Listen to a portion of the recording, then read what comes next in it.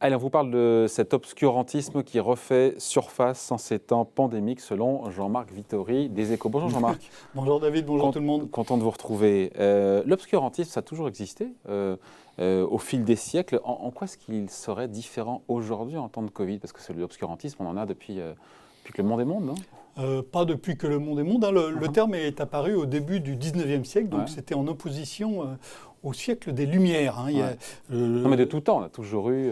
Oui, il y a toujours eu des tentations obscurantistes, mais il y a un siècle qu'on appelle le siècle des Lumières, et un siècle où la raison est devenue quelque chose de beaucoup plus important et où a contribué davantage à diriger, à changer le monde qu'avant. Et donc, c'est pour ça que l'obscurantisme apparaît après les Lumières, comme, pour désigner ce qui s'oppose à la lumière de la raison. Et donc, comment est-ce qu'on définit quelqu'un qui fait preuve d'obscurantisme au-delà de l'opposé, effectivement, à l'idée de lumière et de la raison qui pourrait guider nos... Moi, j'ai commencé par regarder le dictionnaire. Mon bon vieux Robert qui dit que l'obscurantisme, c'est l'opinion, la doctrine des ennemis des Lumières, de ceux qui s'opposent à la diffusion, à la vulgarisation de l'instruction et de la culture dans les masses populaires. Donc, c'est vraiment un blocage sur la diffusion de l'instruction et la culture. Et ça nous rappelle des choses de nature assez différente, mais qu'on voit dans le monde d'aujourd'hui. Le premier, c'est ce qui se passe aujourd'hui même en Afghanistan, où les talibans ont pris le pouvoir. Et ils ont exercé le pouvoir pendant 5 ans, de 1996 à 2001. Et donc on a bien vu ce qu'ils avaient fait. Et il y a à beaucoup d'égards, ça rappelle cette définition. D'un côté, on a ça. Et puis de l'autre côté, une autre forme d'obscurantisme qui est ce qui se passe du côté des antivax. Ouais, c'est là où je me dis, c'est votre chronique du jour, vous accolez justement le retour des talibans aux antivax. Pardon, je ne vois pas le rapport. C'est un refus de ce qu'on appelle aujourd'hui la raison. En Afghanistan, les talibans, il y a quelque chose qui est absolument central dans leur politique, dans leur message, c'est l'éducation religieuse. Le mot taliban, ça veut dire étudiant en théologie. Donc on est vraiment dans quelque chose de nature religieuse. Et c'est au cœur de leur programme, il y a la volonté d'imposer une éducation religieuse conforme à une lecture très très rigoriste du Coran et donc assez éloignée de tout ce qui est science et culture. Et donc d'un côté on a ça. De l'autre, les antivax, c'est le refus au nom d'arguments, donc avec de la raison.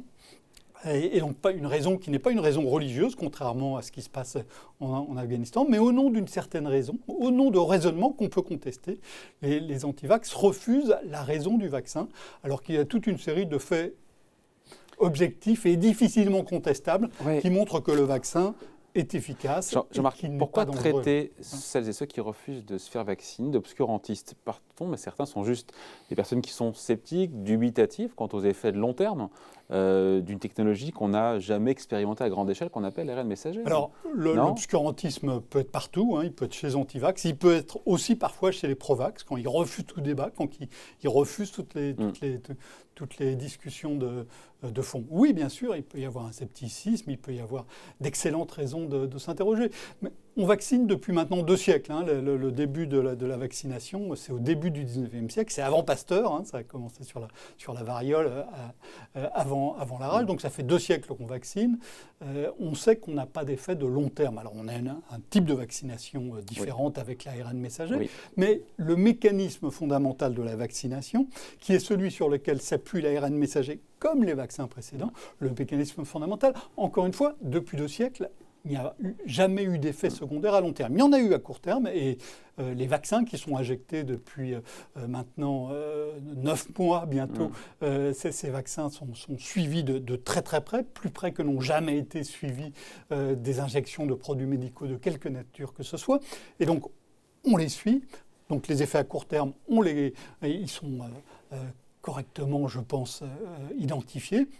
Les effets à long terme, encore une fois, le mécanisme même du vaccin n'a jamais produit d'effets négatifs à long terme. Est-ce que les gouvernants n'ont pas aussi un petit peu, Jean-Marc, leur part de responsabilité aussi, quelque part, dans cette réaction des anti-vax. Quand on voit, et vous le disiez, encore une fois dans votre chronique du jour, dernier spot du gouvernement qui se termine par le slogan « tous vaccinés, tous protégés », c'est un truc qui ne vous convient pas, ça, parce que c'est pas vrai à 100%. Quoi. On voit poindre une forme d'obscurantisme, le fait de nier la réalité, la raison et ce que nous apporte la science. Le slogan « tous vaccinés, tous protégés » est faux. On sait que le vaccin ne protège pas à 100%. Ouais. Le fait d'être tous vaccinés, ça réduit grandement la possibilité du virus de circuler et vraisemblablement de muter. Et donc, c'est quelque chose de favorable. Mais tous vaccinés, tous protégés, c'est faux. Et ce n'est pas là. Et donc, pour établir une confiance dans la raison et dans la science, il faut avoir un langage clair, un langage cohérent, ne pas dire des choses fausses. Donc ça, c'est un exemple. Tous vaccinés, tous protégés, c'est faux. Et si vous regardez les endroits de France où la vaccination a eu le plus de mal à prendre, eh bien, qu'est-ce que c'est ? C'est les Outre-mer. Les Outre-mer, c'est des endroits dont les chefs d'État parlent avec beaucoup d'émotion le 31 décembre, mais ensuite, c'est tout de même un petit peu différent. En Polynésie, eh bien, les gouvernements successifs ont nié pendant des années, voire des décennies, les effets cancérigènes des tests nucléaires de Mururoa et d'un autre atoll polynésien. Et donc, ça porte sur la santé. Donc, pendant des années, le gouvernement dit « il n'y a pas de problème ». Finalement, il dit « si, il y a un problème ». Et quand on dit « vaccinez-vous, il n'y a pas de problème ». Pour tous les Polynésiens, ça leur rappelle ce qu'on leur a dit sur les essais nucléaires. Ce qui explique le fait qu'ils étaient réticents à se vacciner. Oui, taux de vaccination plus faible, je crois 20%. Oui, et il se passe exactement la même chose, enfin le même mécanisme en Guadeloupe et en Martinique, où les gouvernements successifs ont nié pendant longtemps les effets d'un insecticide qui s'appelle la chlordécone, qui a des effets cancérigènes, qui a aussi des effets sur la reproduction humaine. Et donc ces effets ont été niés pendant très, très longtemps. Et donc, même chose, quand le gouvernement dit aux Antillais « vaccinez-vous, il n'y a pas de problème », ça leur rappelle ce qu'on leur a dit pendant des années, continuer avec la chlordécone, ou « c'est pas grave s'il y a eu de la chlordécone, ça n'a aucun effet ». Bon, et comment on finit là-dessus ? Comment est-ce qu'on met un petit peu de lumière dans la tête des obscurantistes ? Ce qui est très compliqué, c'est que l'obscurantisme ancien, il s'appuyait sur la religion, donc il y avait une volonté de pouvoir. Là, c'est une volonté individuelle, donc c'est pas par l'action collective, c'est l'action individuelle. C'est pas pire d'ailleurs. C'est plus compliqué. C'est évidemment plus compliqué à gérer, puisque chacun a sa propre raison. Et ça, c'est totalement impossible de nier ces raisons. Ces raisons, elles existent, elles ont leur légitimité, leur fondement. Donc, il faut travailler sur la clarté, il faut travailler sans doute sur le raisonnement scientifique, qui n'est pas quelque chose qui n'est pas l'une des victoires de l'enseignement français de façon générale. Et il faut aussi que chacun apprenne à parler clair. Quand vous discutez avec des anti-vax, les polémiques qu'il y a eu entre médecins, entre scientifiques sur ce médicament, n'a pas aidé. Sur cette maladie et sur les médicaments pour lutter contre cette maladie, les ont beaucoup perturbés, ont semé le doute. Et donc je pense qu'il y a un... Il y a aussi de l'obscurantisme chez certains professionnels de santé, chez certains médecins aussi, puisqu'il y a eu ces débats-là, encore une fois, qui a perturbé certains, encore une fois, qui disaient, mais tiens, mais même si les médecins sont contre la vaccination À l'évidence, oui. Moi, si vous regardez aux États-Unis, où le débat est encore plus foisonnant qu'il ne l'est en France, vous voyez des grands professeurs de médecine qui se sont érigés contre la vaccination avec... Et donc, ça a frappé dans l'opinion. Donc, il faut sans doute que les scientifiques trouvent une autre façon de débattre. Il faut aussi sans doute que les médias trouvent une autre façon de rendre compte de ces débats en relativisant davantage les positions. Donc, je crois qu'il y a un effort de chacun de nous. Il y a un effort des politiques à parler vrai, parce que s'ils parlent faux sur la science, évidemment. Ensuite, quand ils disent faux, quand le gouvernement dit qu'il faut se vacciner, il ne faut pas s'étonner après. Voilà, il ne faut pas étonner que ça ne passe pas. Il y a un effort aussi, sans doute, des scientifiques sur la façon de mener les débats.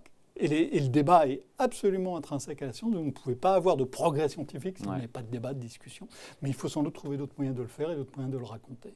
Voilà donc, édito du jour à lire dans Les Échos, signé Jean-Marc Vittori. C'est obscurantisme donc en temps de Covid. Merci beaucoup. Merci David, Salut. Au revoir.